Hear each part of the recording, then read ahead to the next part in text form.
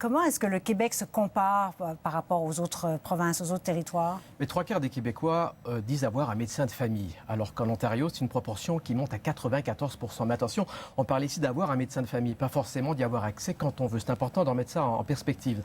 Combien de médecins pratiquent au Canada? Il y en a environ 80 000 et en fait, à peu près la moitié sont des médecins de famille. Le tiers, en fait, se trouve d'ailleurs en Ontario. Alors, quelle est la proportion maintenant de médecins pour 100 000 habitants? Là encore, on va vous donner quelques chiffres. C'est Terre-Neuve et Labrador qui obtient la palme avec 163 médecins pour 100 000 habitants. Ensuite, le Nouveau-Brunswick, la Colombie-Britannique.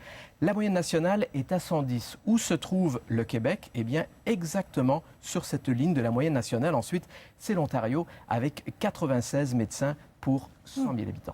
Bon, évidemment, vous le disiez tout à l'heure, c'est pas tout d'avoir un médecin. Encore faut-il qu'il soit prêt à vous recevoir. Et là, le système de santé canadien traîne un peu de la patte. Oui, parce qu'avoir un médecin de famille, c'est bien, mais le voir quand on en a besoin, c'est beaucoup mieux. Alors, comparons-nous avec d'autres pays de l'OCDE, par exemple. Si on va avoir un rendez-vous en 24 heures, eh bien là, 76% des Danois peuvent obtenir ce rendez-vous qui parfois est crucial. Ensuite, c'est la Nouvelle-Zélande avec 72. Ensuite, ça descend très vite. La France, 57% des Français ont un rendez-vous avec leur médecin de famille en moins de 24 heures. Les États-Unis sont en 48. Où est le Canada? Eh bien, le Canada fait partie, en fait, c'est le 11e pays, donc tout en bas de la liste, avec seulement 41% des Canadiens qui peuvent effectivement avoir un rendez-vous en moins de 24 heures avec leur médecin de famille. Donc, c'est pas fameux comme résultat. Et qu'est-ce que font les provinces donc pour convaincre des médecins de ne pas s'installer dans les grands centres seulement, mais d'aller aussi en région?